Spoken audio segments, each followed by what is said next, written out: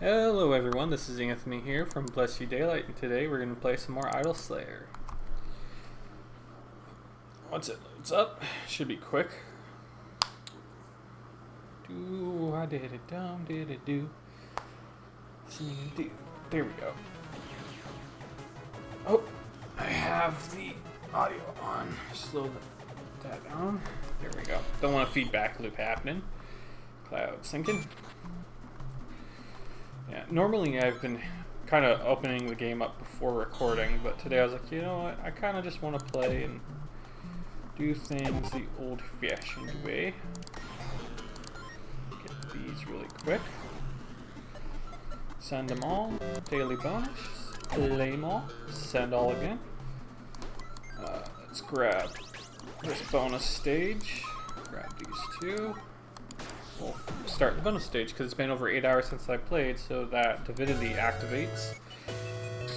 I can show you the specific one I'm talking about. Pretty sure it's a dark divinity, so the way it goes is if you don't play a game for at least 8 hours, the first random box you get is going to be a bonus stage box. If I remember reading it correctly. Which is really nice to start your day off with a little bonus. Yeah. I've also been kind of looking into other YouTubers trying to find out who else is playing Idle Slayer, and I didn't really find too many people playing. I thought there might be a lot more people playing recently because my views were going up. Maybe it's just something that people want to see, or maybe YouTube's finally recommending my channel to people. I don't know. But every video I've been posting seems to be slowly increasing the view count, which is really, really nice.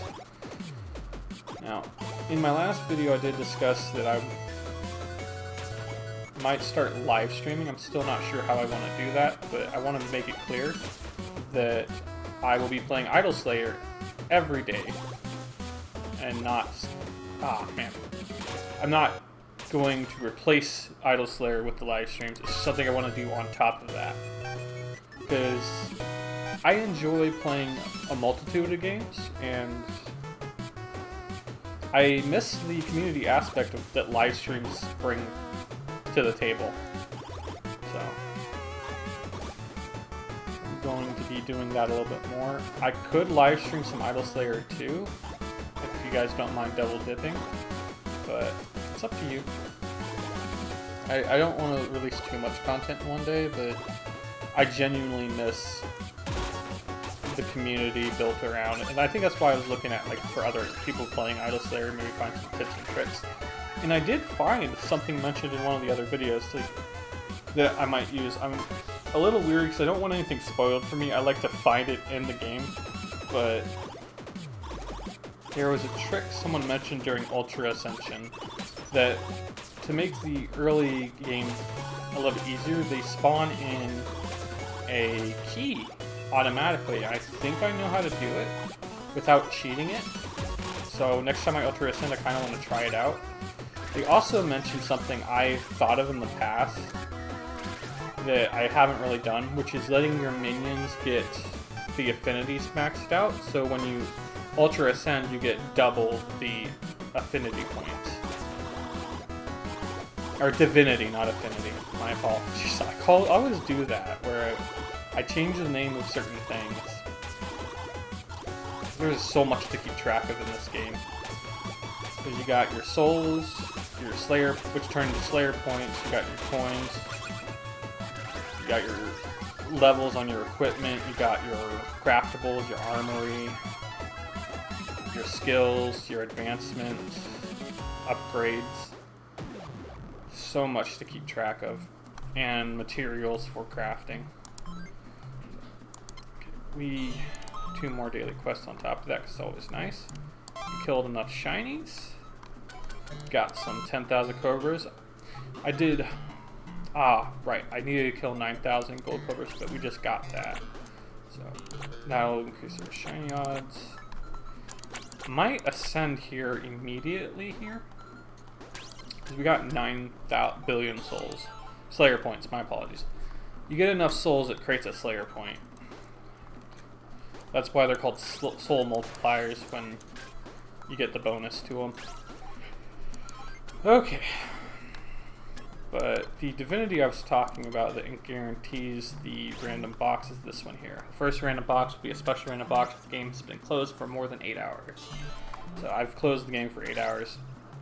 I like to jump in and like switch what area I'm in to collect stuff while we're not playing. I think that's something I'm going to be doing more often, and keeping track of times when I'm not playing so that we can speed this process along, because there's someone else who's playing who's got way less hours than me that I saw, but is way further along, so I feel like I was doing it wrong in the past, and that's why it's taking me so long to beat this game. It's a really nice game to play, but I am so kind of... I don't know how to put it into words. Because it's not that I hate the game, it's just I wish... I want to accomplish something, and I really wish that I had this finished so I could write it off as an accomplishment. But, you know, you kind of got to earn that shit, so we're still earning it. If we ascend here, and come here, and we'll see what upgrades we get. Ooh, we can get a new... quite a few, actually. Oh, if we get that one, we don't... Those won't really help us along, so... Let's try to buy some stuff that's actually... Oop. I was like, let's ascend and buy stuff that'll actually help us, and I was like, that's the only thing I could buy.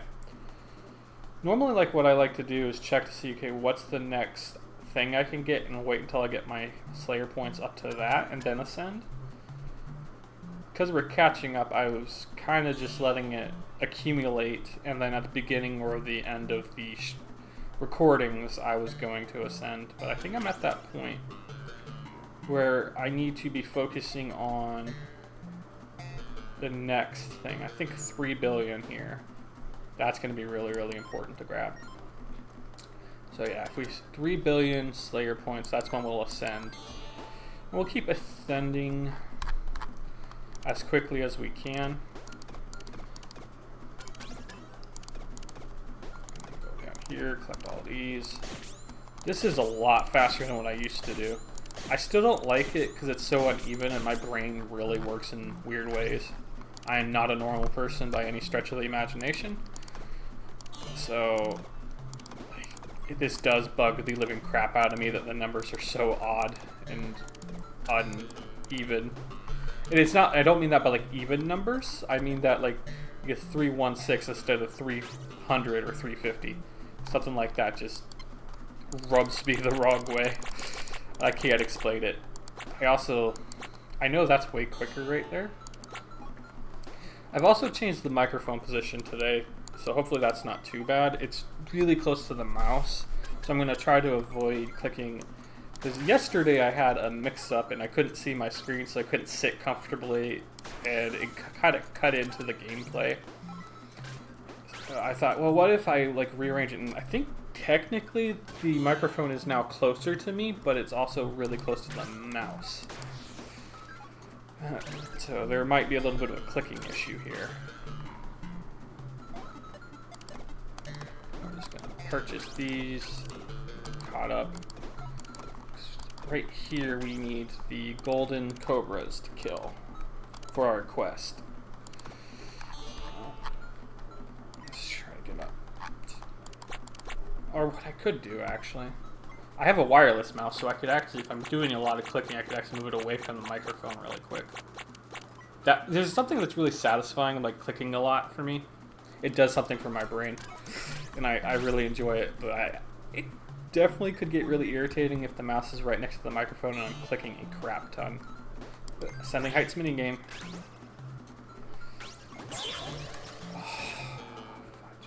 I think the Mega... Man! I was like, the Mega Horde is going to be better. Oh well. We'll do the Ascending Heights. 3, 2, 1. Jump. Bounce up back. Alright. And after this, I kind of would have preferred getting the Mega Horde. I should have used my Rage Mode, because Rage Mode cancels out any portal, like it'll just ignore it and go straight through without going in it. And that would have solved my issue. And I wanted to use the Rage Mode there anyway on the Horde, But I thought if I could jump over it, I'd be better off. Not that this minigame's not fun, I just would have preferred getting those Slayer points early on. And I think I would get more if I used Rage Mode on the Horde than playing this game, because I've bitched about it a little too much, that the payouts here in this minigame isn't the best. So, it is what it is, though. One of my favorite things about the other minigames is there is a way to like perfect it and like get a really good score, but this one you don't really have that, and I don't know. I kind of wish there was a way to like perfect it, because there's the flawless in the bonus stages, and then you get the perfect chest hunt in the chest hunt minigame. But here it's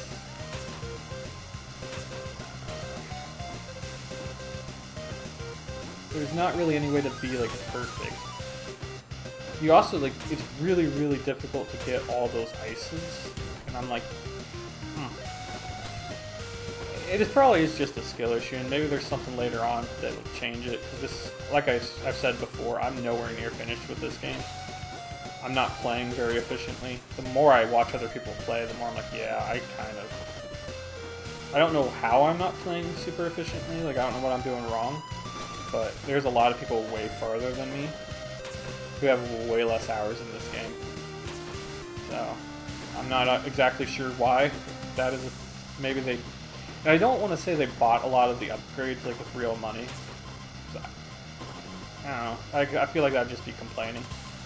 But I think it's just I'm not playing as effectively or as efficiently as some other people. I don't know. I think that goes back to like how I feel about a lot of games, like, and my mentality towards them. With, for an example, like my roommate likes to play Fortnite a lot, and he got me into it for the first year he lived with me. And whenever I don't do good in the game, I just feel like it's a skill issue, and I just didn't do good. But he'll constantly berate the other players and say they're cheating and stuff. I'm like, probably not. You're probably just bad. Get good. And that's just the mentality I have. And maybe it's I'm the bad one here. I don't know. He doesn't do it all the time either. It's just occasionally he gets frustrated and thinks people are cheating when they're probably not. And I don't know. That's just the mentality I have. I just always assume that no one's cheating, and I just usually have a better time because of that. And while I feel like because of that, it's like buying this stuff isn't cheating because it is part of the game, but it feels almost like cheating in a way, and so it's a similar mindset. I'd rather not assume that that they spent a lot of money and purchased all this stuff, and that's why they're way farther ahead. I would rather assume skill over malice or cheating or whatever you want to call this, because I have purchased permanent upgrades that have helped me. So it's like, but I don't know. I don't know what to call that, because it's like it feels kind of cheaty in a way, but it's not cheating because it's part of the game, and I don't know what to call buying cash shop multipliers in games. I've never bought that type of like DLC, but I've always bought like permanent upgrades, and I have quite a few, I think. So, I don't know. I don't know. I don't know what I'm trying to say. It's kind of just upset realizing that I put over 1,000 hours, and I say that a lot, and I don't mean to. Yeah, it's like I don't want to sound so negative, but sometimes I'd be like that. I honestly am.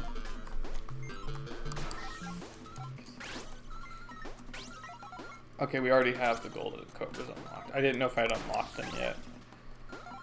I really want... I don't remember how long my rage mode currently lasts, because it's been a while since I've clocked it. Ooh, that's really good. I want to say 12 seconds, so if we try to get to the next box, but if we get to 12 seconds on this, we use it. We should be good. Let's do 13. If it ends and there's 1 second left, we know it's 12 on my rage mode. Yep, it was about 12 seconds. And we got 1.16 SD.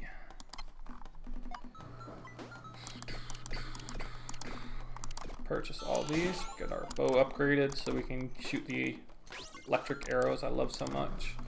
I just like how fast they shoot, and when you're fighting like this swarm of enemies and you get like a bunch of damage upgrades, it just melts through waves of giants. It's so cool. Very satisfying. We won't be seeing that for a little while though, because once I get 5 keys, I'm ultra ascending immediately to get the ability to unlock the ability to upgrade my permanent or my legendary equipment. Okay. Buy as many of these as we can. Because we need to finish the quest that gives us this, which is... I don't know what quest it is for that, but that's very important to beat. Oh, we need to get 50 silver boxes. Oh, we got another Ascending Heights minigame. I feel like the Ascending Heights minigame is like the most common occurring one, but I'm not 100% sure on that. It just feels like it. Did I accidentally lock the chest hunt minigame again? I hope I didn't. I'm gonna have to double check that when we get back to the main screen, because I genuinely don't know. I feel like I might have. Up. I just haven't seen the key at all recently. I'm like, sometimes I turn that dark divinity on that prevents the key from spawning when I'm trying to focus on ending a recording or just ending my gameplay session, because I like to, when I'm ready to finish, I like to just like coast out the last bonuses I have, not jump on any boxes, and not having the key there kind of like speeds up the process, because like when I'm done, I'm ready to quit, but I don't want to waste it. And getting some of these bonus games, honestly the only bonus game that actually affect the random boxes is the bonus stage, now that I'm thinking about it.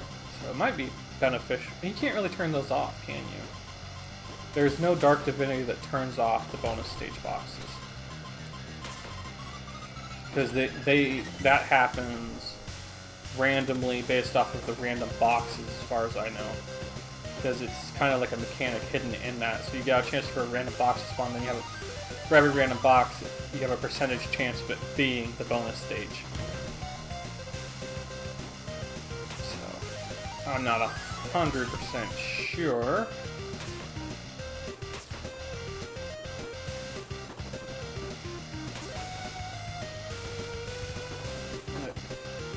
I am really like debating on something too, because like I'm getting into coding and I'm learning quite a bit. I'm using Python right now, but I can't record what I'm learning because the terms of service.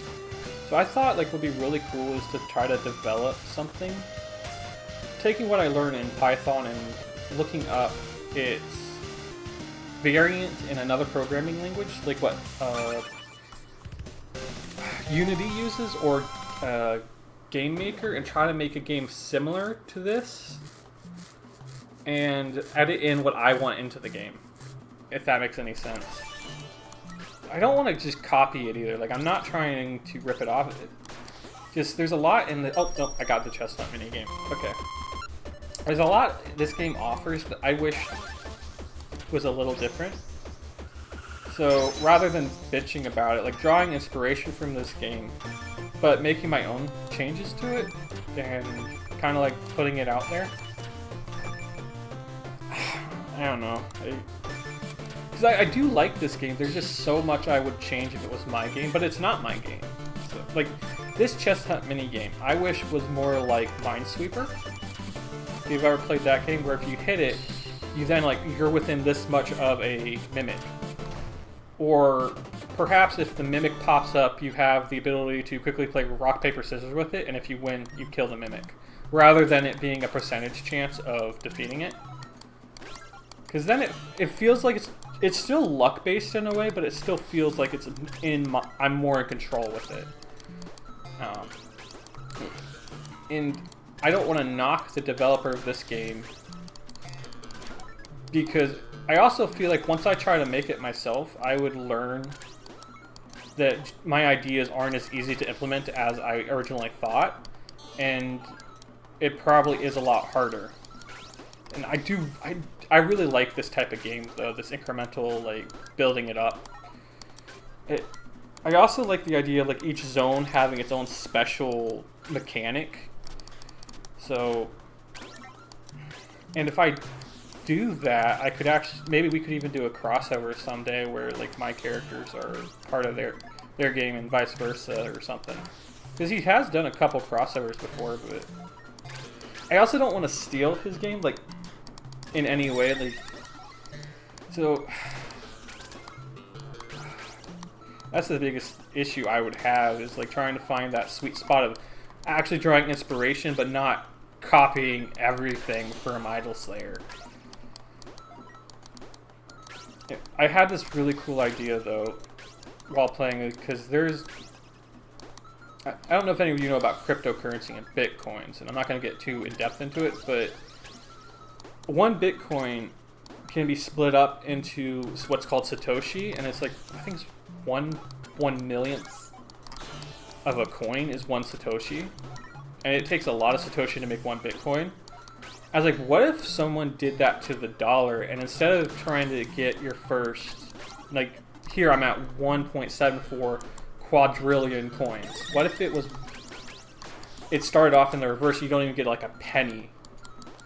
And like the main bad guy is a rich tycoon who's trying to help the poor people, in air quotes. And the whole gimmick is like getting yourself up, pulling yourself up by the bootstraps and earning real money, but it's so difficult to earn anything. I've always liked that idea, and I hate that saying, pull yourself up by your bootstraps and get to work. So I thought it'd be kind of funny to do that and like make fun of the people who are like that by creating like this rich, out-of-touch tycoon type person. Because there are a lot of games on the phone that I felt like they say they'll pay you out, but it takes so much time to earn even $1 that it's like, why did I waste 6 hours when I could be doing something else? So, I feel like just making a game around the concept of a rich guy paying you like that is like, oh, you don't get a penny, you get 0.11111 or 0.0000001 penny. And the whole point is like to earn your first $1 or something, and then maybe afterwards it can slowly increment into this, to where it's you're trying to earn like so much money like the billionaire, but you're not trying to be evil like him. I don't know how to like word it. I wish I could just draw it and show you pictures, but the more I play this game, the more I feel like doing that. And I even thought like the gimmick for him, like the different zones aren't actually different zones, they're different job sites where he takes you to. And like, he's just bored and wants to be entertained, so he pays people to dress up as mobs or something, and you have to fight them for his entertainment, and you get coins or something. I don't know exactly how to work it, but, and that's like just the beginning of the game, I would feel like. And I don't know, and maybe like when you become a rich person too, like at the end of the game there's a story beat where you get to choose one of 3 paths, where you can either become like the rich person and pay other people to do these mini games, or you could like actually turn the jobs he's paying you to do into like reality. So instead of like people dressing up in like cardboard outfits pretending to be monsters, you kind of like create monsters that when defeated turn into like coins or something that you could actually use to go buy currency or something. I kind of like that idea. And then Or you can switch up and become the evil tycoon, and now you gotta manage all these people, and like, how are you earning money from having them entertain you? And I don't know if that would actually make a fun game either. That's the other thing. I just like that concept. And then, what would a third option be? I love threes, so I always like giving like 3 options. I think that's why I like rock, paper, scissors as a game, because there's always 3 outcomes. But yeah, I've always been really intrigued in doing something like that. There we go. I have a soul multiplier, so I wanted to use that really quick. I thought it'd be kind of cool to sit down and kind of figure that out in a way. I don't know, because I'm learning how to code, but I'm not allowed to share what I'm like learning in lesson wise. But I feel like I also need more practice to really sink in what I've learned. One of the lessons I recently learned is how to actually create an XP. I don't know. I'm trying to think about it. Like, I could code in an XP bar and have it grow and level up, but it's all text based, so I don't know how to like add pictures to anything. Like, I know a for loop, I think of like some other things I've learned. I've learned how to use true-false statements. I've learned how to use decimals. I've learned how to use variables, change variables, and I like the idea of having a project where once I learn it in boot.dev, I could then apply it somewhere else. And maybe trying to create a copy of this game isn't the right thing, because that might have been too similar, but like trying to draw inspiration, like have a project I'm working on to show, like use that. I don't know what I'm trying to say, but I just got a lot of desires, man. A lot of things I want to work on. As if I'm not already working on a lot of stuff already, because I'm trying to be Idol Slayer. I've been watching my diet and working out, trying to get healthier, and that's good. And I'm also trying to learn how to program using boots.dev, but I can't just sit down and record it because they have rules against that in their TOS, and it's really helping me learn. I'm trying to figure out a way to like create a project that I can actually practice with and learn from and grow. But I got a lot on my mind lately. I don't know. I just feel like this is a really good game to start trying to make. This is like a really good way to get into game design, because it's not super simple like rock, paper, scissors, but it's not overly complex either to where you couldn't do it. Because you got your character here, and they're running from left to right, just like Flappy Bird almost. You got a scrolling background. You got enemies that pop up when you hit, they kill. And you got a coin counter that's going up. And you got equipment over here. It's honestly a lot of menus and very similar to text-based.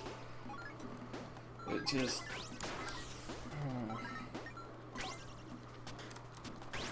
But I feel kind of weird too, because I don't want to step on the toes of the person who made this game, you know? I definitely wouldn't want to use any of their assets or any of their artwork, because it's theirs. So I've seen some developers mix and match other people's assets before, or even ripping them off. I wouldn't want to do that. But I like the basic gameplay loop of this. I just wish there was a little bit more to some of it. And I don't know, it just feels like good practice to try to make something similar and implement the things I'm interested in seeing, and figuring out how hard it would be to do that. For one of the things I really like to do too is like ascending heights. I don't know what it is about that minigame, but seeing like you get to the top of the 2,000 meters, and I have this really strong urge to see that top just crack open and be like, okay, now you no longer have the walls on the sides keeping you from falling off, and you got to go another 1,000 meters into outer space or something crazy like that. But if you can do it, you get this bonus or something. Like, but it's a choice. You can either do that or you can end there. And maybe it has like this super charged platform you can jump off, and if you want to go higher you can, but you don't have to. Like, it's an option. You can either end there at the 2,000 or you can risk the biscuit and go another 1,000 meters, which will be harder, but if you successfully get to the highest height, you get a special bonus or something that like multiplies. Like I was talking about earlier, how every game has a perfect score that multiplies. Like in this, if I hadn't fallen off, I would get flawless. And the key minigame, if you get all the chest hunt, you get a perfect chest hunt, and you get to pick a bonus chest.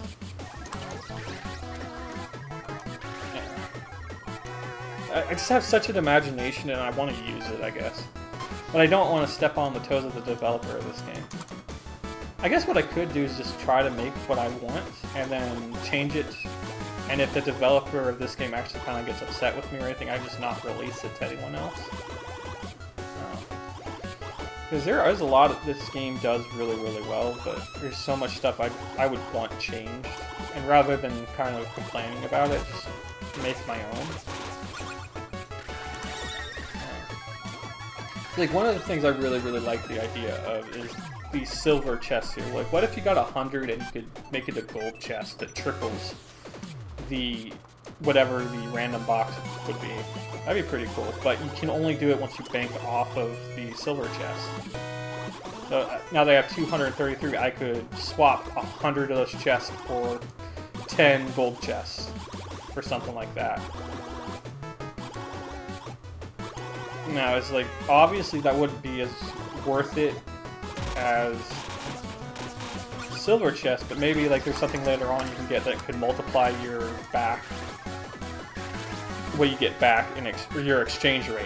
So instead of getting 10 or something, maybe you get 20 or an increase, or maybe once you get like 100 silver chests, the next chest you'll get are gold chests, and then you can stack the gold chests up. I don't know. I have all these ideas and I want to try them out, but this isn't my game, and I don't think this is a game I could mod even if I wanted to, which I don't really want to. I'd rather make my own game than mod someone else's, and then compete, I guess, in a way.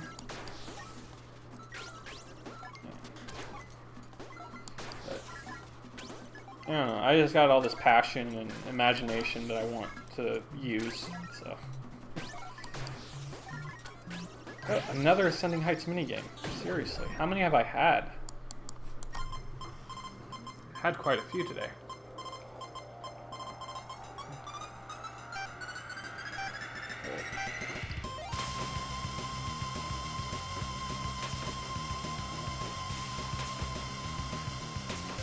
One of the big reasons I really want to do that, though, is actually because I am learning the code, but I don't really have an incentive or a goal I'm reaching for while I'm learning.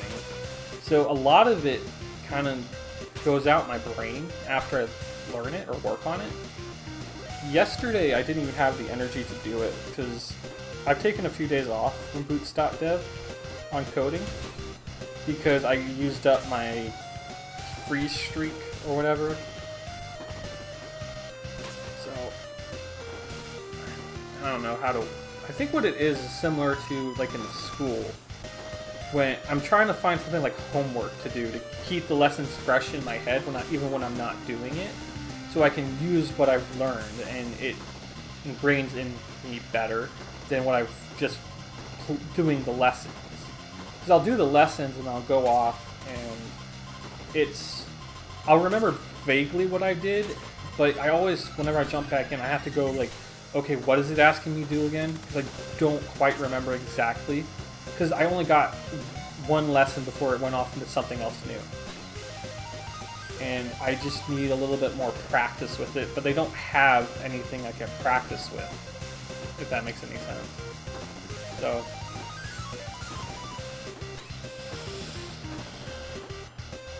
but it's also teaching me Python, which I don't know if that's a good game developing programming language.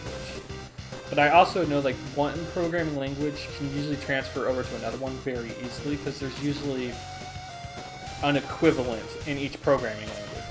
And you can just Google it. So it's like once you learn variables in Python, you're like, what variable syntax, or how do you do variable syntax in C++ versus Python?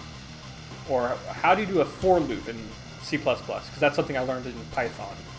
And you can just look up what you already know in Python in C++, which is usually what's, if I remember correctly, that's what most programming languages use for game design, is C++. Or some variant of that usually gets transferred into C++.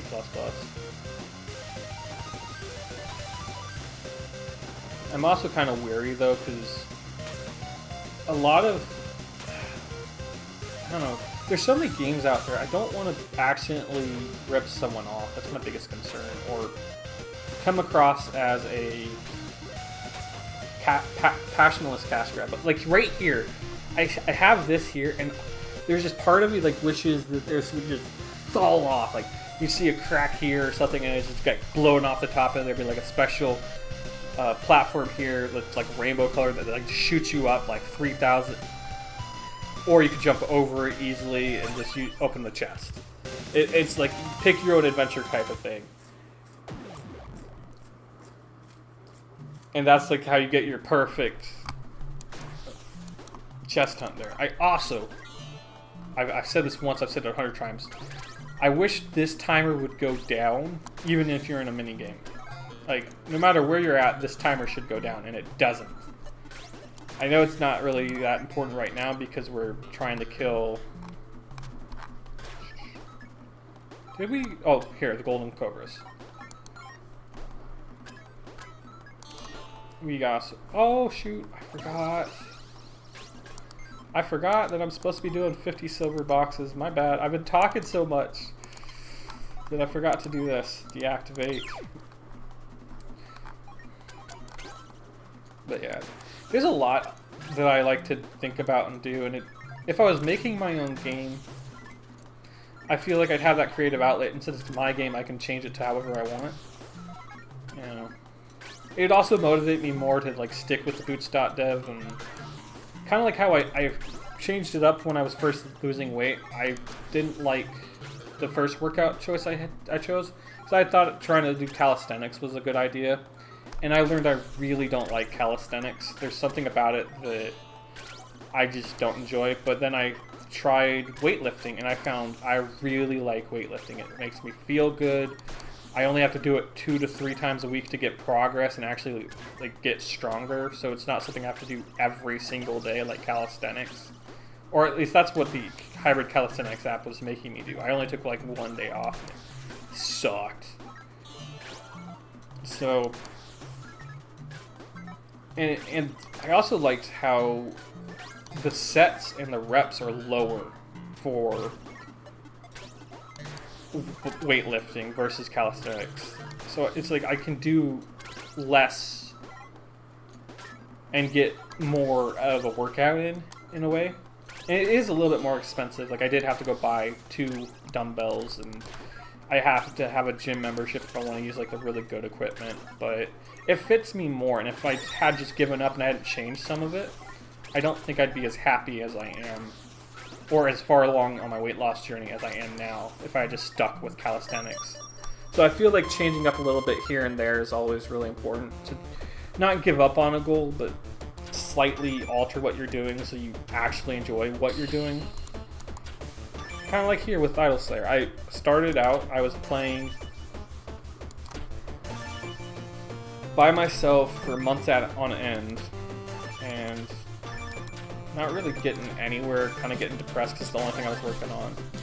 Then I decided to start making videos, and I've kept trying to figure out how to do it properly and like what I wanted to do, and I finally found the method I'm using right now. It's really, really good. Recording while I'm actually playing, which, shocker, a lot of people do, but for some reason I always thought I couldn't.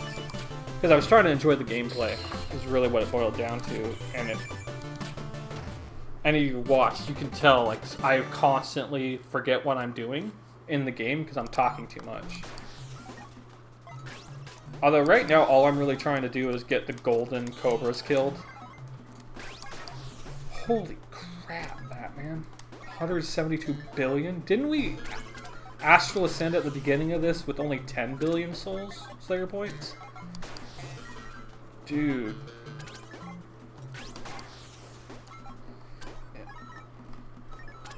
14, 13, 12. Dude, I didn't even realize we had gotten so many Slayer points.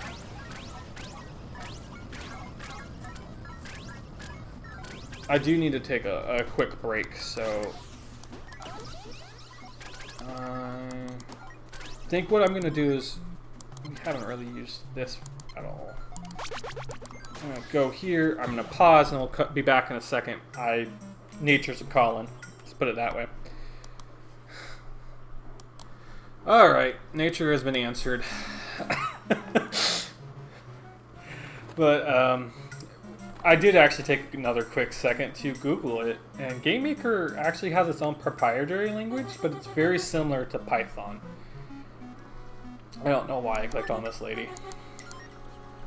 But yeah, these are all my equipment. I got a Boris axe. So it's like my equipment isn't the best either. Like, this is probably my best piece of equipment, and it's my bow, the +6. But it's... What do I have to... Right, I'm at the point where I'm actually having to use the extra stuff. I don't know if this can get maxed out. But as you can see, like, there's this white equipment here. Then you got blue. And then you get green, which is really good stuff. So, and I also don't think I'm using my, like, I feel like there's certain pieces of equipment that work better with the others. And I don't really know that. We just need, this is what we're trying to upgrade here, is we need 5 astral keys. If we ascend now, we get 2. We need 3 more. And I'm just going to do it because I wasted way too much time not ascending.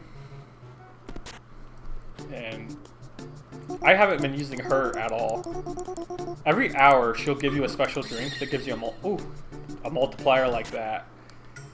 There's also the Slayer Lounge here. I'm not a big fan of the Slayer Lounge, but I do have to give credit where credit's due. I like how he implemented this. Ladies and gentlemen, please place your bets. Play free daily roll. You don't have to spend anything, and you actually get stuff here.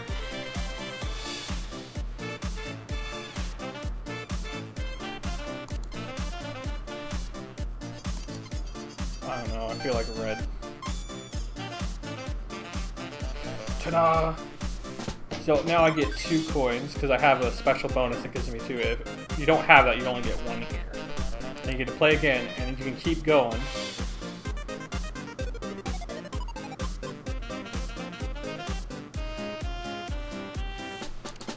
I'm feeling black. Yeah! Now I'll get 3. And now you can keep going, and this time if I win, I'll get 4.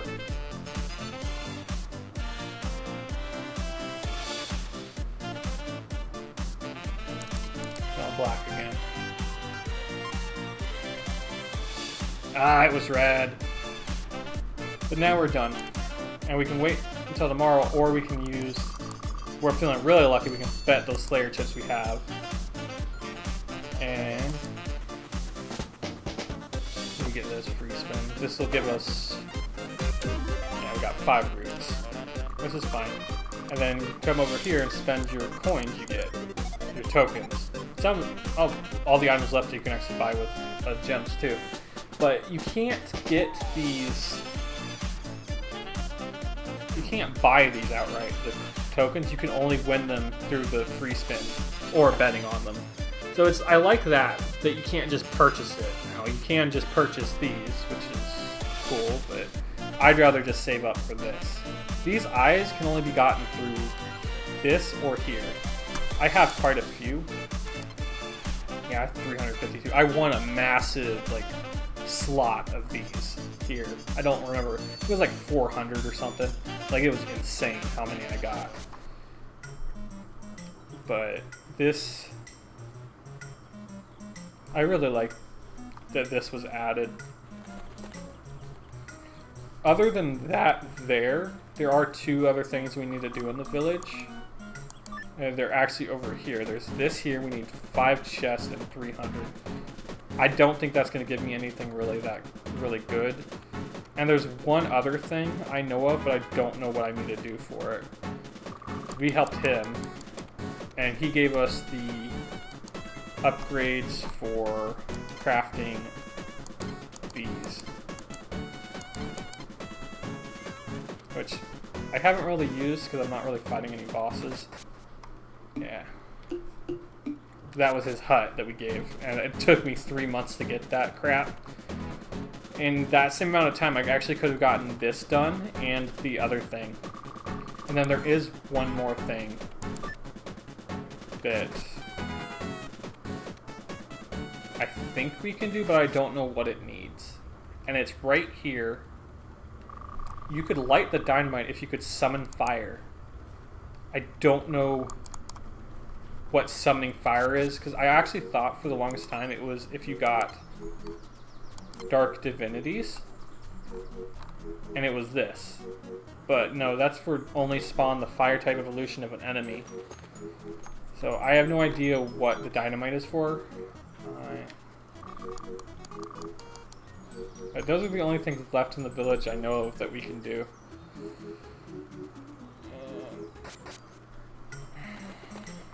So, I really liked when they added this. It's a nice place. So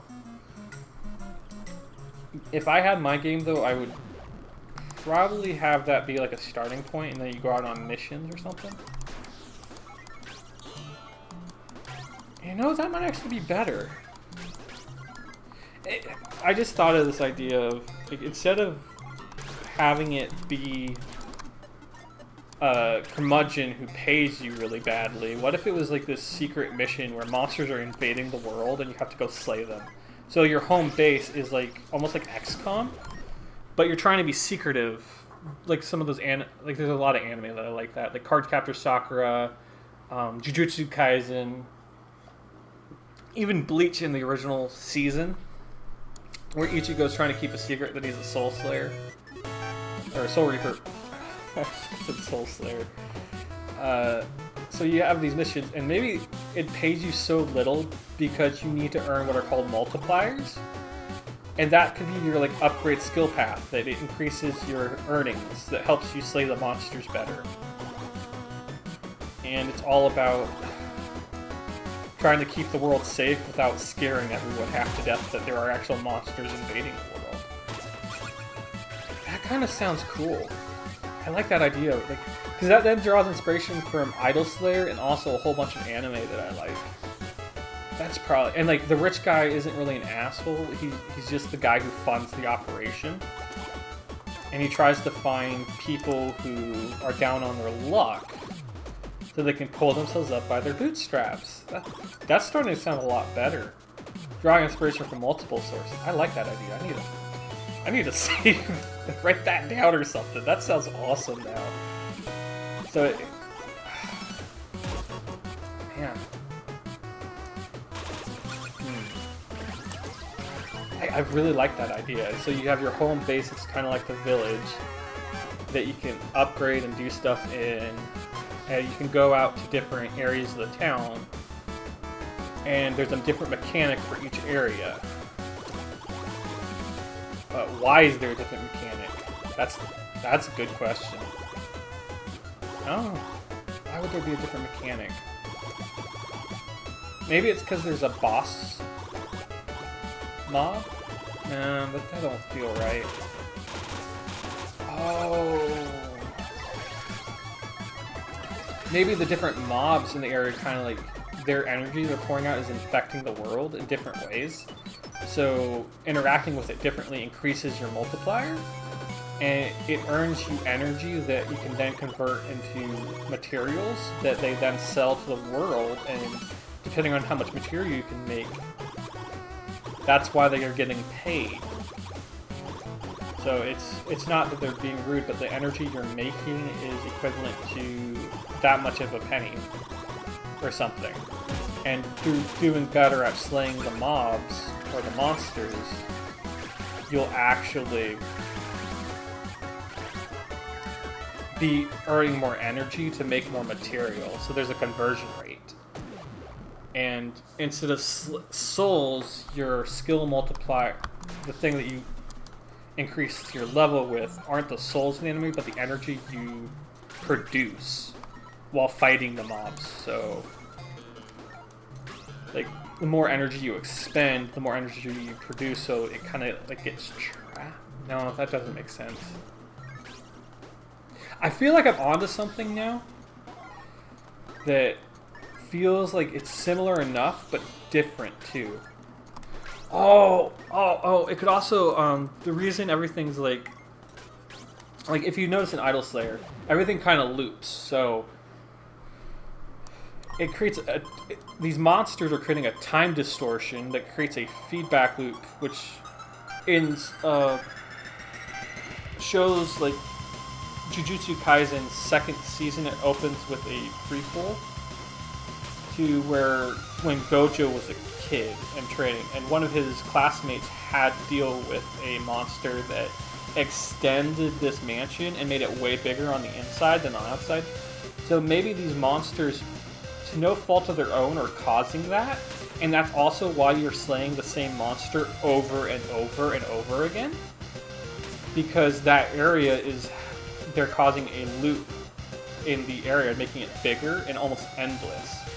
So no matter how much you're running, you're going to keep slaying them. And like, you're slaying them over and over again because it's the same mob. It's not 100 million different ones. It's the same dude who just wants to get out of the loop. And maybe instead of hurting them when you slay them, you're actually helping them somehow. Like, similar to how in Bleach, a Soul Reaper isn't actually hurting the Hollows when they slay them. They're purifying their soul. Sometimes they do go to hell because they were evil people in life, but they're purifying the Hollows and making them whole so they can reincarnate back into the world of the living someday. So maybe by slaying the these over and over again, you're building up the energy to eventually close the portal, and that could actually open up so each area has its own extended place, like the village.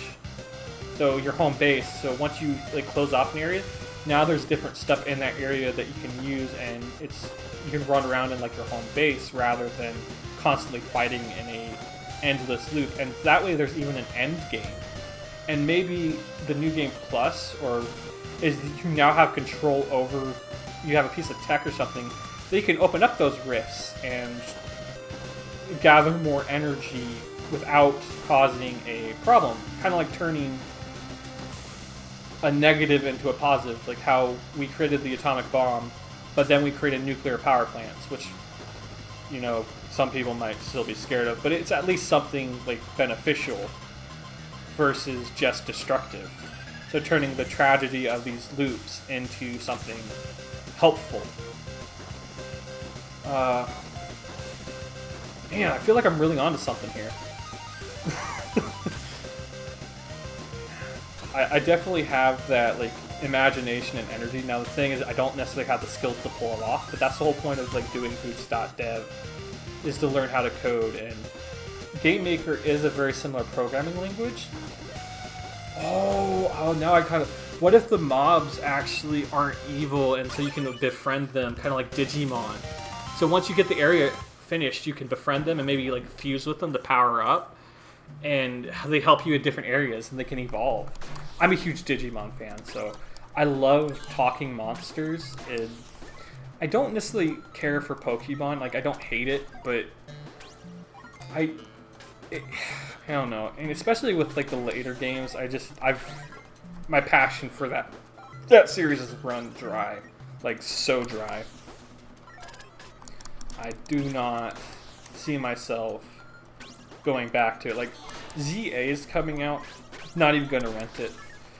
I bought every game up until Sword and Shield came out. I borrowed Shield from a friend, played it, kind of enjoyed it, and then I got Violet version because I like the idea of riding around on a dragon motorcycle and flying. But the game, like, it just felt wrong to me for some reason playing Violet version. It just didn't feel like Pokemon anymore, and I don't know why.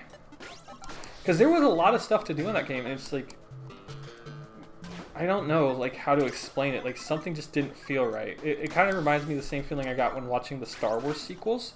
I'm not the type of person who's like really against it like some people, but this is I went and saw episode 7 in theaters with my sister, and the whole time I'm like, this does, like, I sat down and like, we're watching Star Wars, but I didn't feel like I was watching Star Wars. I felt like I was watching something else, and I was like, yeah, that was okay.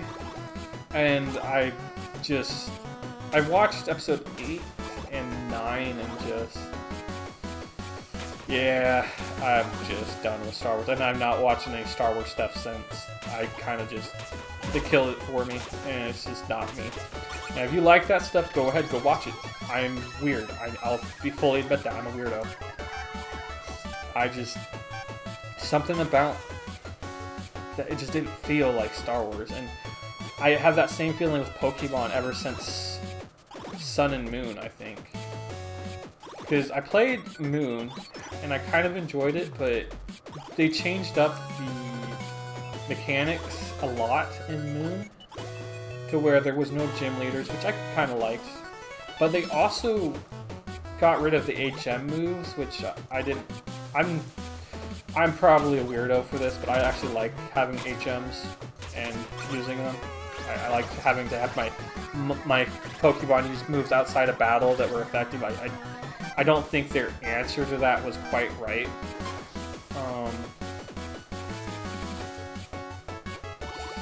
So it's like when they got rid of that, it's like, and I still enjoyed Pokemon Moon. I have Ultra Moon too. I never played it, but I have it. I like the concept of the Ultra Beast, but I think that was where I kind of like died off. And I've really given Pokemon a chance. I played Legends Arceus. I've played the Let's Go games were a lot of fun. I really enjoyed those, even though those were a completely different mechanic. But I think because I knew that going in, I enjoyed it more because it was more about catching and just like having fun. You know, it was a really nice game. But just something about the newer Pokemon games I was just like not a fan of. And it's not that I hate Pokemon either, because there's this one guy who creates a custom Pokemon for you. And I love his videos, and I can't wait to play his band game. And there's just something about the modern Pokemon games I just don't like. So I don't want to draw too much inspiration from them if I was making my own stuff, but I've always been a massive fan of Digimon, and honestly, I haven't really watched any new Digimon stuff either. I pre-ordered the newest Digimon game, and I can't wait to play it. I have Cyber Sleuth, and I have all the newer Digimon games now that I think about it. Because I got Next World Order on... Is it New World Order? Next... The PS5 game that was the last Digimon World game they made. Before the Hacker's Memory and Cyber Sleuth. Which I think they're called the Digimon Story games, if I'm not mistaken. Which this is the latest, the newest game will be the latest one in that run. And I even bought like some old Digimon games that I never owned as a kid recently. So I got Digimon World Championship for the DS, which is an auto battler. I don't really like auto battlers, but I actually enjoyed this game. It's a DS game, so it's like it doesn't have a lot of actual gameplay on it. So it's a very fun like pet simulator type game. So it's like I'm trying to think of like I haven't really watched any Digimon anime recently. I think comparatively, I've watched more recent Pokemon stuff than Digimon. But Digimon's always been really hard to get in the United States compared to Pokemon. Pokemon's everywhere. You can pretty much go to Walmart and buy their old movies on DVDs half the time. But finding Digimon stuff in the wild is really rare and rather difficult comparatively. Not impossible, but because I've actually done it. I found that Digimon DS game at a local retro gaming shop, and that's actually why I bought it, because running into Digimon stuff out in the local area is really hard. And I know I could technically go online and buy stuff over the internet, but I'm one of those weirdos who really likes to actually go to shops and be there physically and buy my games. That's why I have a membership to GameStop.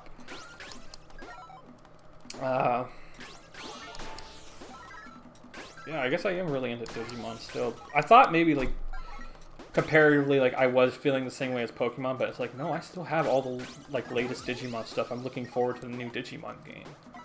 They don't release stuff as often as Pokemon, and I think that's probably to their benefit, because Pokemon releases stuff way too often with not enough change, in my opinion, and also they don't refine their work very well anymore. And I think that's, like, a lot of my issues with the modern Pokemon. It's just, like, really buggy and messy. And I don't like games that release like that. If you're in a beta or a, what is it called nowadays on Steam? Now I gotta think of what they call it. Early access, that's what it's called. I don't mind that as much. That makes sense, because you're not... You've let everyone know, hey, it's not finished yet. Things are going to change, and I appreciate that. But when it's... I paid full price for it, and it's technically finished, and there's a crap ton of bugs, and the performance isn't that great, it just... Ugh. It upsets me. And it's kind of the antithesis of what Pokemon used to be back in the old days when Pokemon was first coming out. Satoru Iwata, one of the people who helped work on Pokemon Gold version, he's the reason we had Gold and Silver, right? So he's the reason we had 2 maps in that game, because he stuck it out and really, like, tried to program it to and compress it enough to where you could have basically Pokemon 1 and Pokemon 2 on the same cartridge. And that, like, the amount of time they've spent and made it feel finished versus... I don't know why I jumped over that. Like, nowadays, and there was a saying, I think it was Satoru Iwata who made it. It's like and I could be wrong, maybe it was someone else, but a delayed game... Now let me think how it goes. A rush game is always bad, but a game delayed could eventually be good. I don't know, like, man, I can't think of it off the top of my head. I know the quote and what it means. Basically, if you rush your game, it'll always be bad. But if you take the time to actually work on it and delay it till it is good, then it'll be good. And I feel like because nowadays developers can just update their games after release, they're not trying to finish the game properly. And they're also constantly, like, this DLC crap for the first day really pisses me off. Like, because if you sit down and think about it, if a game releases and it has DLC, that means that instead of putting that in the game you purchased, they set it aside to charge you more for it. And the whole concept of that just irks me, like, so much. I hate it so much. Because if you really thought it was going to make your game good, why is it not in the base game? And I'm not saying you shouldn't do DLC. I think DLC is really, really good. But I feel like you should give yourself, like, time to break off and maybe like a month or 2 before even working on it. Like, put all your work in and make the game as good as you can. Put everything in. Release the game. After people play it for a month or 2, they'll have something to say. Sit back and, you know, enjoy your time off. And you get back after that month or 2 and you're like, if we added this to this game, it'd be better. Our fans are wanting for this. How do we change it so it's up to that? Like, and I feel like that's when you do a DLC. and you put your time and effort into making that DLC as best as you can, and you release it. What you charge for it, like, I don't know what's fair, but I don't think you necessarily have to make it, pardon me, free like what Minecraft does. They update that game so often and they don't ask for extra money. I love Minecraft, but that is the one thing that always shocks me. I'm very happy. Terraria does that too a lot. Is they don't charge for their updates, which are essentially like massive DLCs they just give out for free. I appreciate it, but honestly, realistically, I understand why no one does. Why not everyone does that. Because, my lord, they put so much time and effort into that, but that's the type of developer team I'd want to be a part of, or I guess that's the type of game I want to make. A game where I update it and I don't always charge my fans for the update. I guess Idle Slayer's like that too, but Idle Slayer feels like a different game. It feels more like closer to a live service or an MMO, the way it runs, because there's a cash shop and you know, there are permanent upgrades, but they're boosts, so it feels more like in line with those games I don't like that give you day one DLC. Although, I do technically have the main thing, like, for DLC is, like, different characters, and I have the Haskell and Azura. These were the two I think Kristoff was a Christmas special, too. So I bought these three with the purple crystals, these, but I got those ones with crystals that I actively got for free, I think. Now, I know two of them I did, but now I think Azure I might have purchased with some that I actually bought money with, but I'm not sure, because I did spend money on this game and I spent $10 on crystals and bought some stuff with it. Because when I was earlier on in the series, that was one of the things I was debating for the longest time.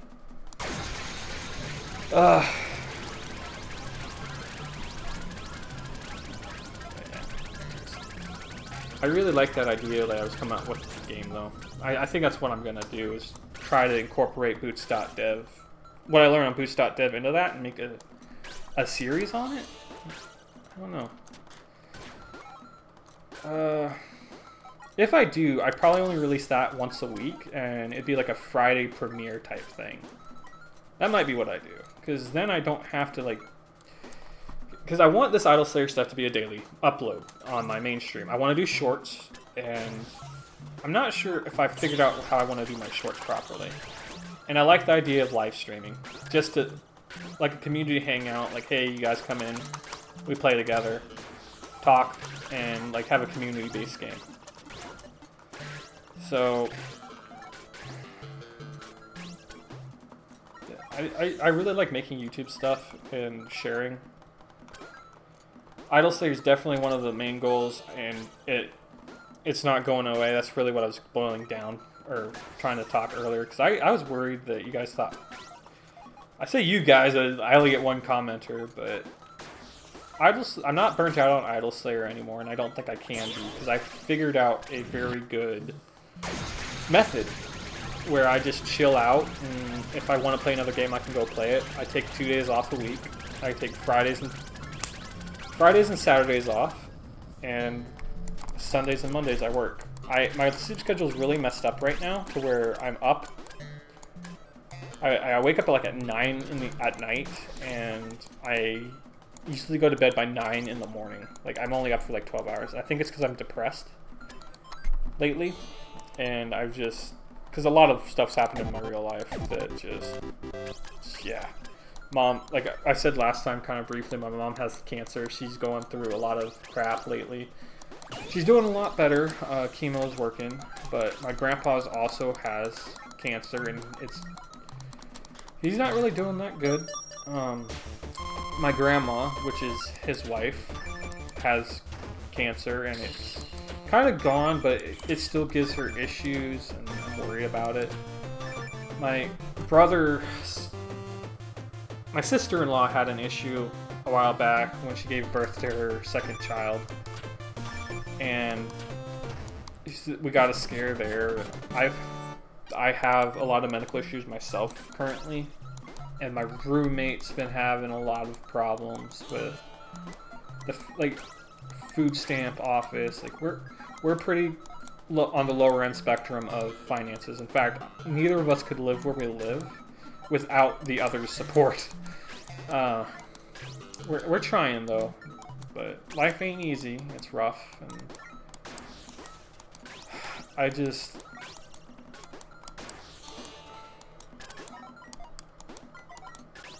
Why was I even saying that? Now I completely lost track of what I was getting at with that. I'm sorry, guys. I just want to be better, I guess, at stuff, and I don't know why I brought that up. I think it's just, it's on my heart, and I want to talk about it. It's like we're all taking steps to fix ourselves and make ourselves better, but I don't know.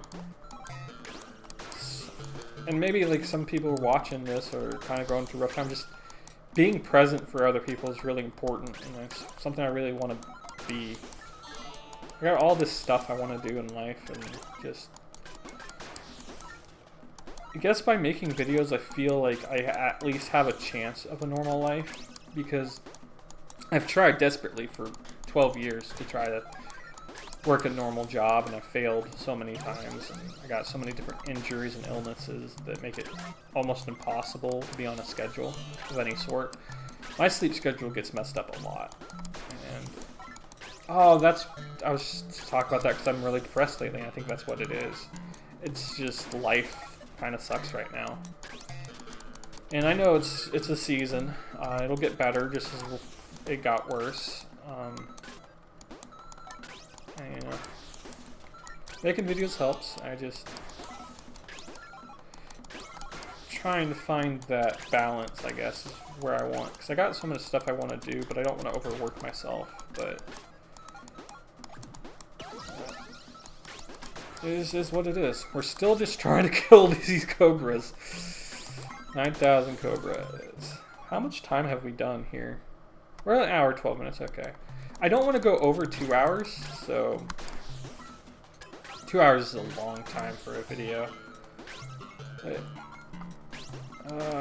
I also just want to get that finished, and I don't feel like doing that cut-up thing I was doing a few episodes ago. Where I would like pause the recording, similar to like when Nature was calling earlier. There's something about that that kind of just messes with my head. Where I'm like, okay, I'm recording, but now I'm doing like watching this video, so I want to finish the video, but I want to also record, and it puts too much on my plate at once, and I feel like I go back and forth, and I can't give 100% on my recording anymore because I'm itching to find out what was the end of that video I was just watching. But then I'm also like, okay, I want to get back to recording Idle Slayer gameplay and do that. Just, man. Ugh. Today's actually been a really good day, though. We're not getting too far in Idle Slayer. We're still slaying the cobras, but I feel like we've made a lot of progress, and I've gotten a lot off my chest just chatting and talking. It may feel like a diary, like what me and my roommate were saying earlier, but just saying it out loud, like, man, I really want to like go and make that game now. Like, I feel like I've really hit on a good idea there. The only question is like, and then like you could call your armory like your loadout, so you can change up your equipment, and maybe the different items actually do something different in the game. And so it's like you have, that's actually a good idea too. Any item you don't have equipped could be in your weapon slot, so like, and they could give you passive buffs similar to like enchantments that you wear on yourself in other games. So that's why the CPS increase works. Well, it wouldn't be. Well, no, yeah, because the energy turns into materials, which the company then sells secretly for money that then funds you, so you actually have a job fixing this issue that I was talking about. For those of you who are confused, I am back on talking about the game I wanted to develop that's similar to Idle Slayer but different. I just feel like that's a really cool idea. This temporal anomaly that's causing monsters to pop through, and it's creating this feedback loop, and the monster keeps coming back and forth and it's trapped in it, and slaying it, but while slaying it, you're not actually killing it. What you're trying to do is knock them out of the loop, maybe. But the different monsters, they're something about like their energy or their souls. Oh, a spirit instead of souls. Maybe that's a good way. Because spirit's similar enough to a soul, but to me, a spirit is kind of like your condensed emotions. Like the more I like looked into it, like what are the difference between having a spirit and having a soul? And I've always interpreted a spirit as like really highly condensed emotions. So a spirit would turn into like a wraith or something, but not really be the soul of the person. So their consciousness. It's more like an imprint or a copy, like a photograph type of thing. Whereas your soul is what your consciousness is after death. So if instead of like differentiating myself from Idol Slayer, instead of collecting souls, we're collecting the spirits or the highly condensed emotional energy of the monsters is causing time and stuff to warp and loop back on themselves, and you're constantly trying to defeat them, and you're not trying to kill them or slay them necessarily, but knock them out of the loop, and you're using your weapons to do that. And in doing so, you're producing an energy that you can actually trap, like the Slayer points, that can then be converted into materials that... That's what gives you the money. I don't know. I feel like if I sat down and actually wrote this out on a piece of paper, I'd be able to think about it better. We did get a item there. But I also don't want to like incorporate too much, like... So the mobs would obviously be different. They wouldn't be these type of monsters. Especially if I wanted it to be more like Digimon monsters, so... And... Especially... I feel like this is a good starting point, but I would want to change it up quite a bit. Also, I'm starting to get to the point where I don't remember the last time I actually purchased stuff over here. I've been so busy talking that I was like not purchasing any of this, and I don't know. I feel like I've fallen back on the gameplay. Like, I'm having a lot more fun doing this, but oh, even when did we unlock that? I think that was the reward for beating the Silver Quest, and I totally didn't realize it. We could have been so much further along. Shoot. I've just been having so much fun talking and just chilling out that I totally forgot that to buy any of that. Oh. Shit.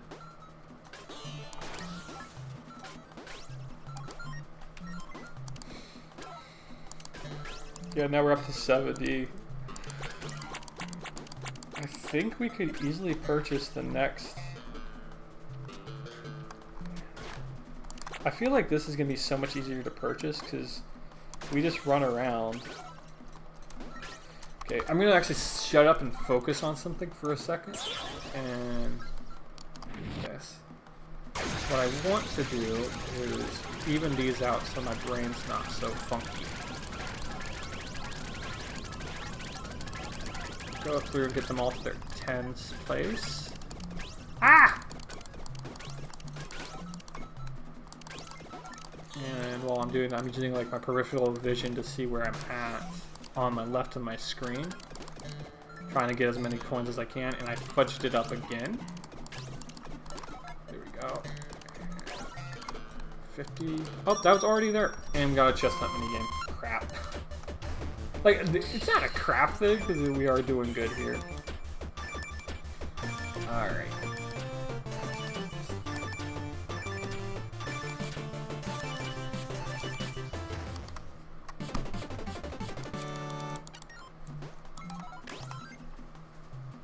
Alright, I screwed up here.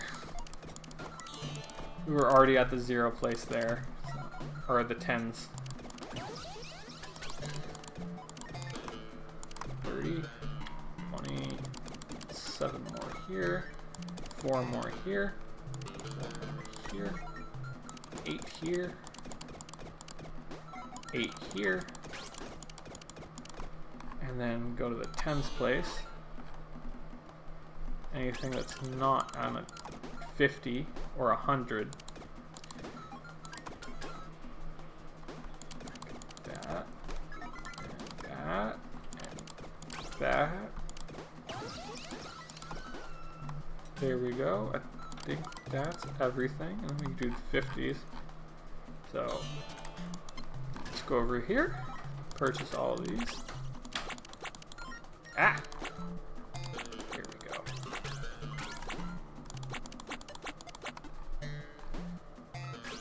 Oh, we finished the quest. What quest do we finish?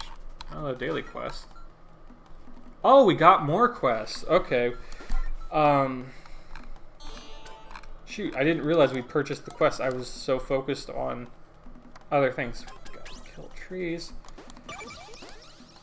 Cobras again. Find 2 items for the armory. That'll be easy as peasy.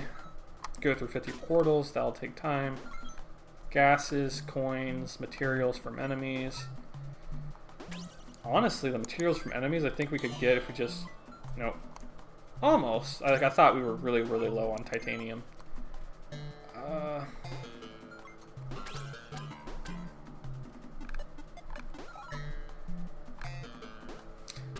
Honestly, what we want to do, I think, go over here, activate this. So now, that'll make this quest super easy. So as long as there's a fire type enemy, we still want to keep working on the scorpions, or not scorpions, the golden cobras, because we're really, really close to finishing that. We still got a decent amount to do with the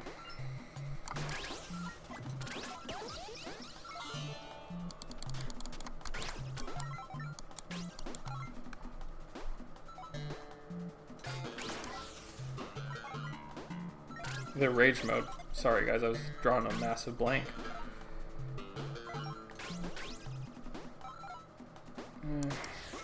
Worms, materials, coins.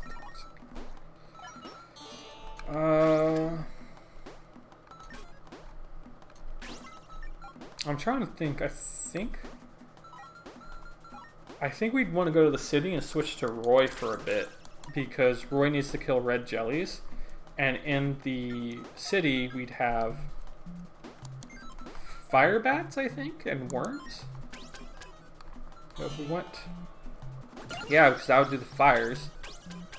Okay, so once we get the golden cobra quest finished, those are the next area we want to go to. And complete those quests.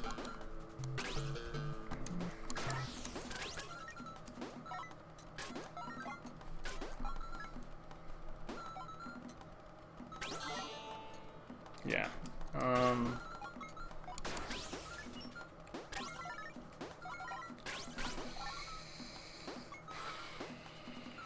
If we do that, we'll be better off. And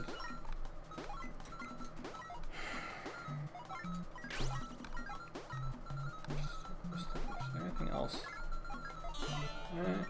That way we get the worm quest done, so I guess that's our goal. We'll finish the Cobra quest here. Then we'll transfer over to the modern city.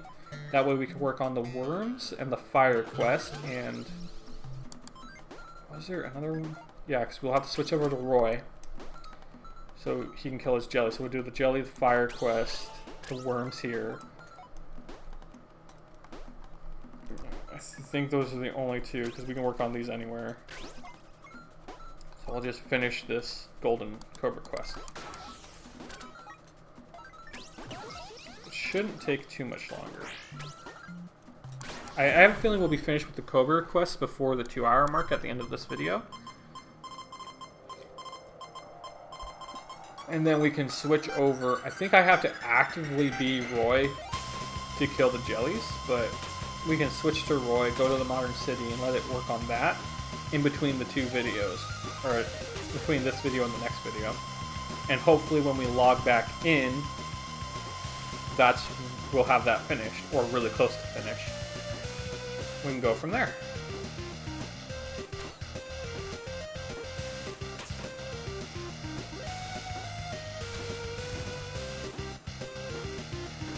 Now I'm trying to think of like the game I was talking about. Like, what would be the best way to even start that?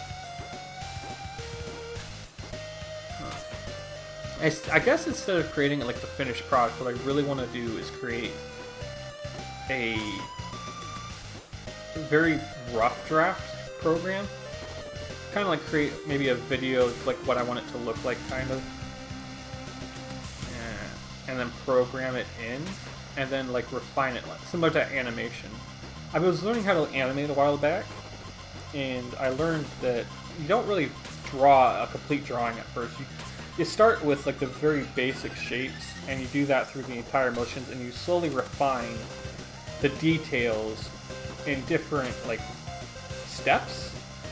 So you get your basic motions down for the animation, so you get all your frames in, and then you slowly add the lines, then the shading, then the colors, then the shading, then the lighting and stuff, and you work on that, slowly adding to the overall project. I feel like programming would be a very similar thing. So instead of focusing on like a character, I would just focus on like the beats of how it would work. So you got the ground level, and you got your maybe a block or a circle as the character as they jump and try to collect stuff.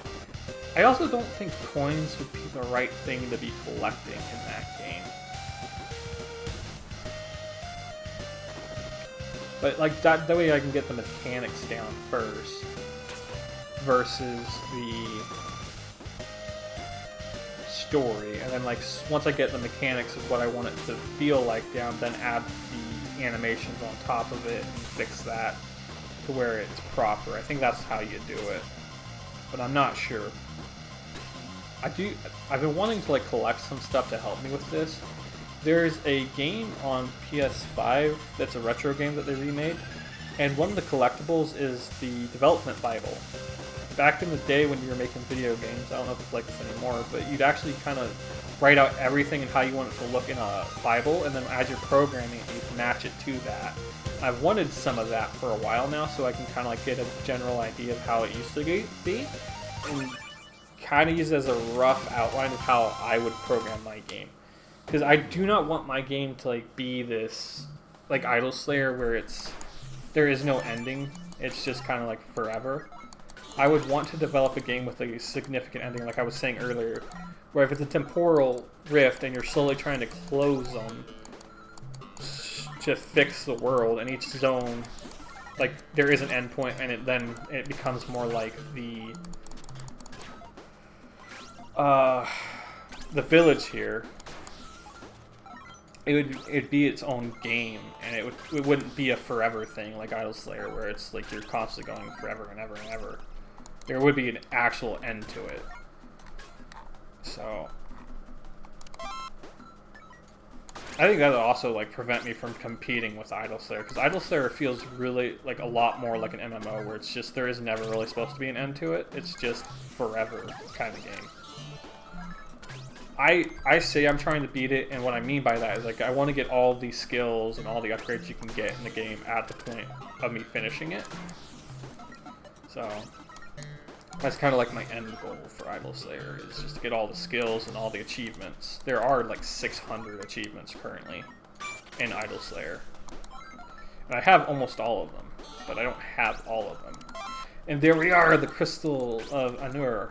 We finished the Golden Cobras quest. I think that was the last one for this area too. That took a little while. We got to switch over to Roy now. Go to Ascendants.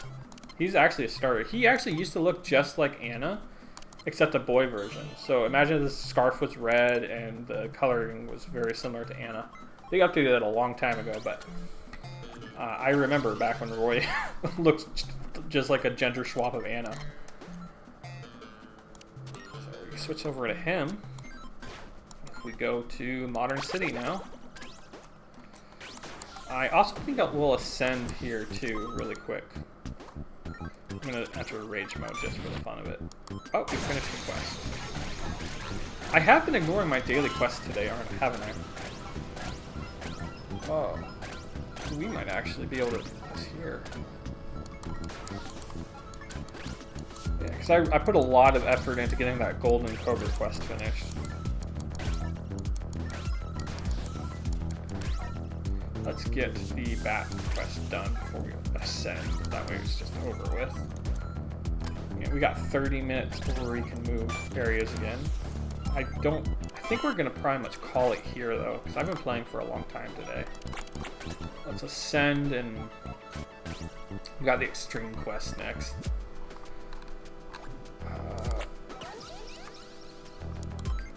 We got another item here, daggers.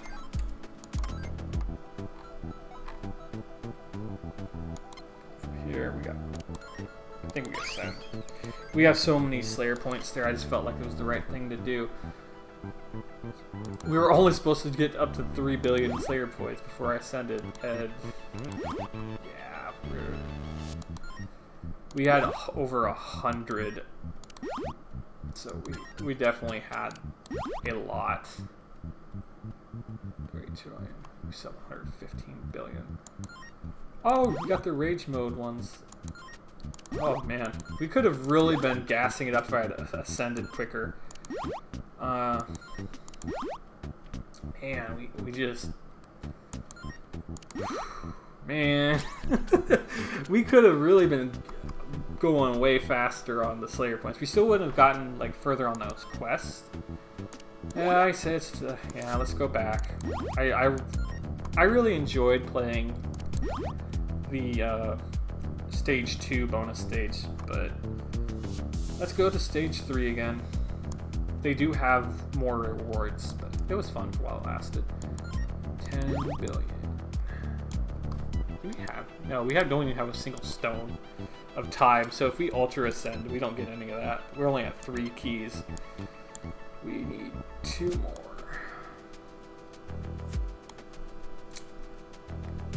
Two more keys. Was that all the stuff? Yeah.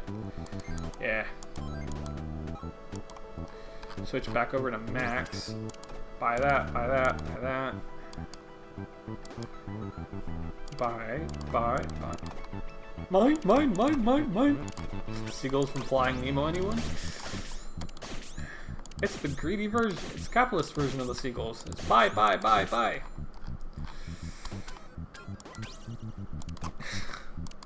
69, nice. I actually used to think 69 was like cool because it looks like the yin yang symbol. I didn't realize until I was like in my mid-20s that it was actually a adult thing that people like it for. I honestly thought people just thought it looked cool because it was yin and yang. This is like... Man, 69. Because it just looks like the yin yang symbol to me. Man, I just don't understand adult content very well much. Oh, man. Apparently it's something inappropriate that I just don't understand. Goofball. Okay. Buy all that's available. Alright, I kind of want to do that thing I like to do. I know it's not as quick, but there's just something satisfying to me about this. Like, just going through and just clicking on things. Ah. I just like that, I guess. I'm weird.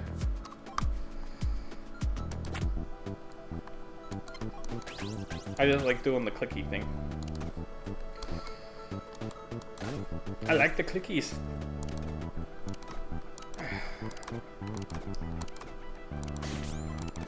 I think that's why I like this type of game. Honestly, I'm not a huge fan of doing that all the time, so games like Cookie Clicker I would not enjoy. Although that game does go crazy sometimes.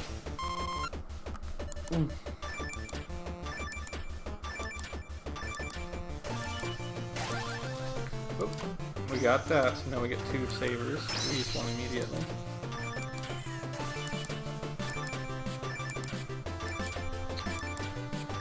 We also... How would I incorporate the mini games too? That's a weird thought. Because I would want everything to like fit back to the story in my game. Huh. So very interesting. And maybe I don't have to like copy this exactly. Huh. Because if I'm making my own game, like I don't have to like only have this type of gameplay. I could also add like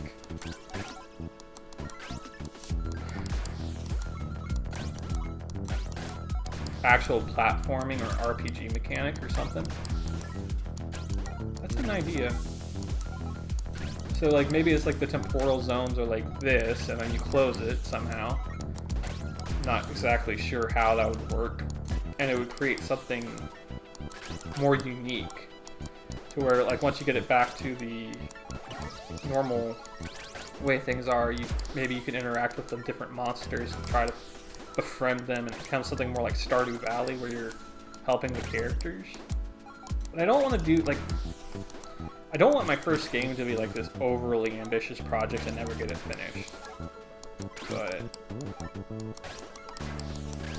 I do like I like games kind of like Spore where you go in and you play one way and the game mechanic kind of switches to something else. So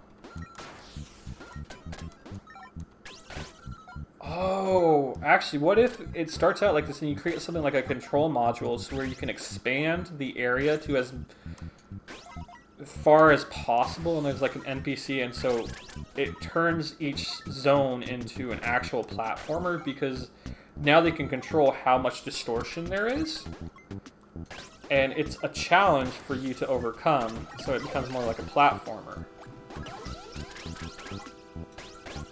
And if you beat the platform, that's like the second stage of the area, and there's like a third stage. So you get, each zone has 3 different forms. You got your distortion, which would play just like this, where there's an infinite loop until you do something to close it and save all the monsters from their gruesome fate of being stuck in a time loop that just distorts reality into this infinite corridor type situation that this game kind of has. We're about ready to do Ascending Heights minigame. Man.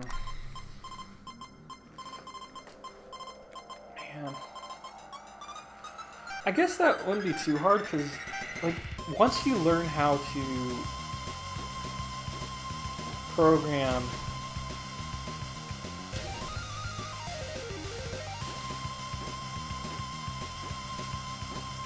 the normal mode, I can see, because it'd be very similar to the bonus stages, but you wouldn't have to run infinitely like in the bonus stages here. So that'd be a lot different too. So I wouldn't be copying specifically off of Idle Slayer at that point. I would be definitely doing my own thing.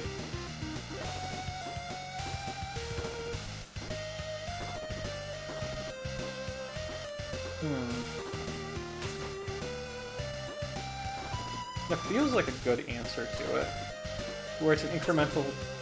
Would it even be an incremental game at that point, though? If it goes from being that infinite loop to a platformer whenever you want to close the loop.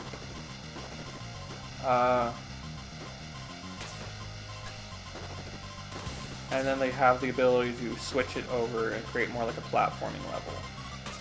Where they designed it and... How would that work? I guess the way that would work is they're testing out the technology to create that infinite loop.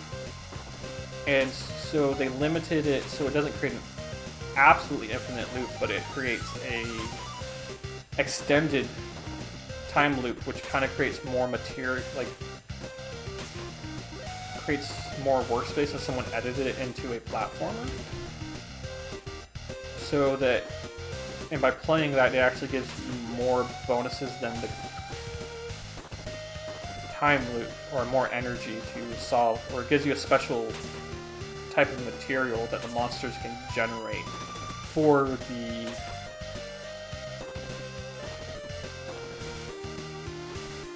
platforming sections. And maybe each mob has their own platforming level. So depending on what mobs are in that area, they create a different platform level based off of the creature itself's preferred mode of transportation. So a bat would have more flying stage, like more areas with gaps and a lot more jumps, whereas a slime would maybe have more traps that you have to avoid that just makes them feel good. And if you had more of a like fit humanoid, you'd actually, they're more like a parkour where you kind of have to run and jump. So that might be interesting. I don't know if I could pull it off. That's the problem, because like I'm saying, this is gonna be like my first game I ever designed, drawing inspiration from Idol Slayer rather than just copying it straight up. And I like that idea. It's just, oh, we already got. I knew that Iron Armory quest would be easy to get, and we've almost got the Kill All the Worms quest. Buy all the available upgrades. I think I really want to end this stream, or this recording though, because I've been doing this for a while now and it's getting really, really long. It's almost 2 hours, hour 40 minutes. It's like, I don't mind going 2 hours, but it's like, the goal isn't 2 hours. It's just to play it and go until I feel comfortable. Man, we've made so much progress today.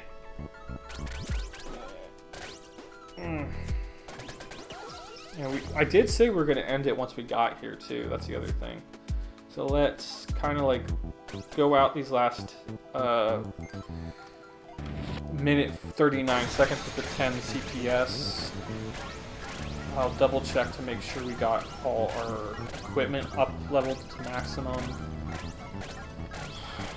And we'll slowly wind this thing down. Next, we've made a crap ton of progress today. Got a lot of quests finished. We have 2 more astral pieces. I think we started today with 1. We now have 3. We're going to avoid that because we don't want the CP. We don't want any more random stuff. This is one of those things, like, you don't need to do this. This is, for me, my brain works really weirdly, so this helps me, like, remember, okay, I'm slowly stopping, winding down, and only focusing on certain things. And then once we get that all gone, we'll just focus on leveling up our equipment to the best we can for now. That way, whenever we close the game, we're getting the best bonuses we can get currently. If we run into the key minigame or the astral, we'll take it. I don't, because we can't get any bonuses from that, like the bonus chest, but if we get a bonus stage, we will not take it.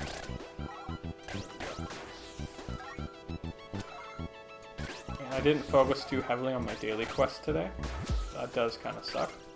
I forgot to do that, to be honest with you. I was so focused on getting that golden cobra quest finished, and I don't know why.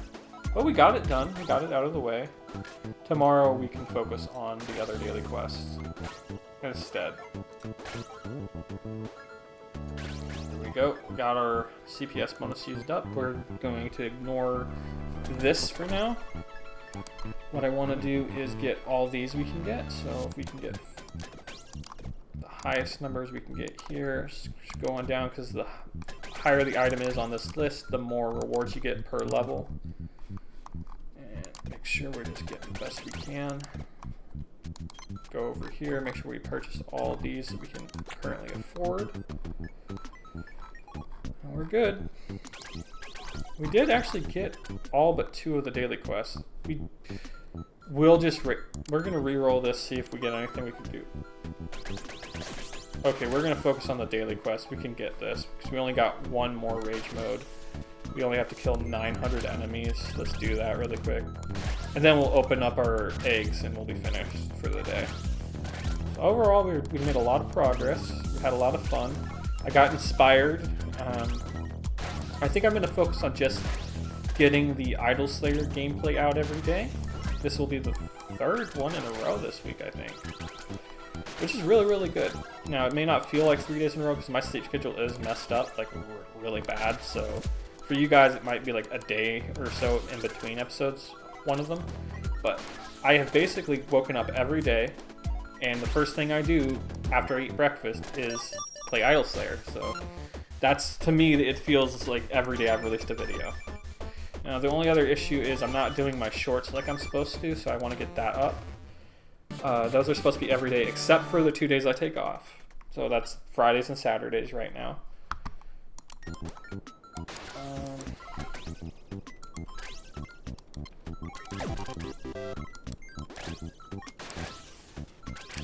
So yeah, and then once I do that, I think I want to focus on getting those live streams up, and then I will figure out how to fit in the boot.dev stuff later. I have a full year subscription for that, so I'm not too worried about how fast it is, and I want to get that like once a week. So doing a premiere video, so we'll have the daily videos of Idle Slayer. We'll have daily shorts on my weight loss journey and working out and stuff, if you want to see that. And then we can focus on the building a community and just hanging out and having fun, because that's something I want to do. There we go. Now we only got like 5 minutes left. Oh, we finished another. We actually finished the worm quest. Nice. Probably got an item. Ooh, we got several items we can buy. Move the mouse away. Ah!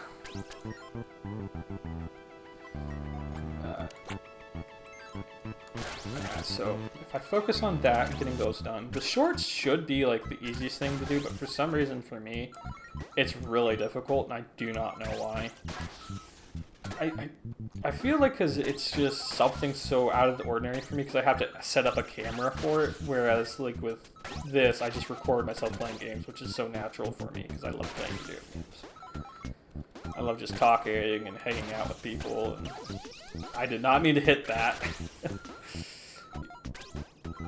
Yeah. You know what? We should actually hit those, because if we get a Mega Horde or something, we would instantly get the Rage mode. I could technically pop a Rage pill and use it, but I'm not in that much of a rush to finish. I just thought, oh, it's a good time to wind down now.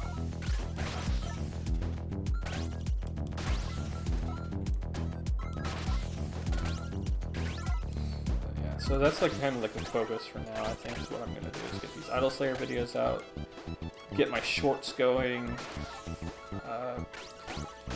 Live streaming though, is like, that's a good question. Like, when would I live stream and how often would I do it? Because if I'm doing a short and a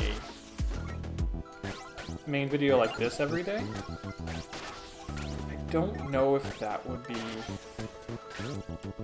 Like, live streaming might be too much, because that's like 3 things every day, Monday through Friday.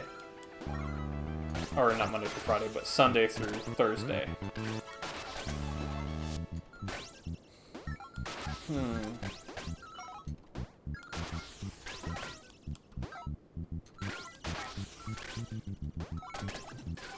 We're gonna ignore that. That's the thing, I don't know when I would do the live stream. I know it's something I want to do, but I gotta figure out how not to burn myself out. And it's definitely the last thing I would do every day. Like, that's a relax after dinner type of thing, I think. Just complete opposite of Idle Slayer.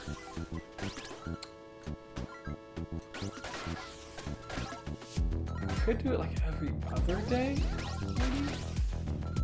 I'm not sure. Like, I know it's what I want to do, but I don't know how to incorporate it yet.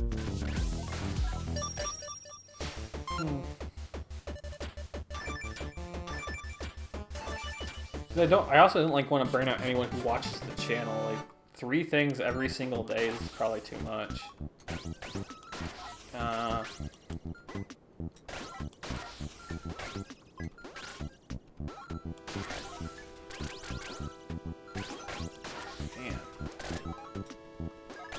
What would I do? I don't know. Maybe the live streams are just kind of like things I do when I have the time and energy for it for now. So it's like if I get everything else done for the day and I feel like I still want to hang out some more, we do a live stream after dinner, before dessert. Just to kind of like relax and end my day with. playing with the community, reaching out, and talking with more people.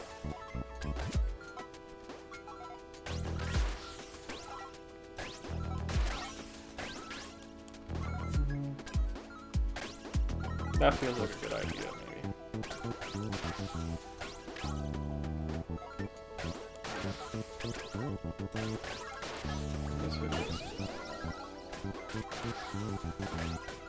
I don't mind doing 2 to 3 hour videos, but my issue is I don't know if anyone wants to watch this much footage at once.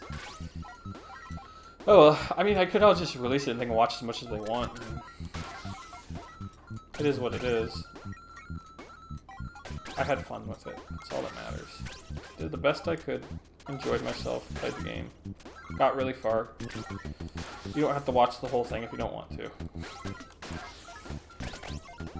But I am working on it. Less than a minute left. Okay, I think... So we got so little time left up here, we're just going to ignore the boxes now again. We're just trying to wind down and end this recording.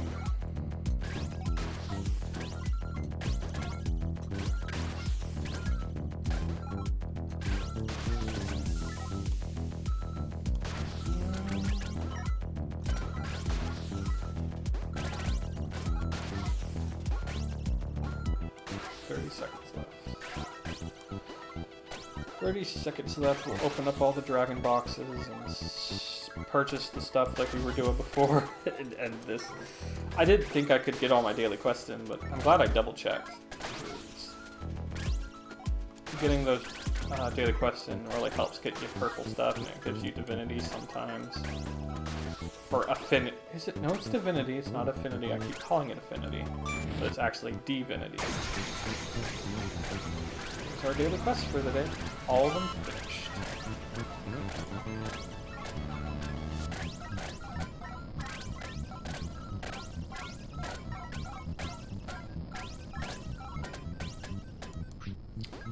And we got 6 eggs. There's a Jewel of Soul. Coins. Another Jewel of Soul. That's not bad. It's always nice to get those free. There's 8 divinity points. Sweet. Another 5. And some more coins. Decent amount of coins. We got, what, 3 Jewels of Souls today? Yeah, got 31 now. Sweet. Let's just purchase what we need. Ah, we didn't use our daily bonus at all. Crap. We got... Scroll down. Purchase, purchase, purchase, purchase, purchase, purchase. Purchase our maximum.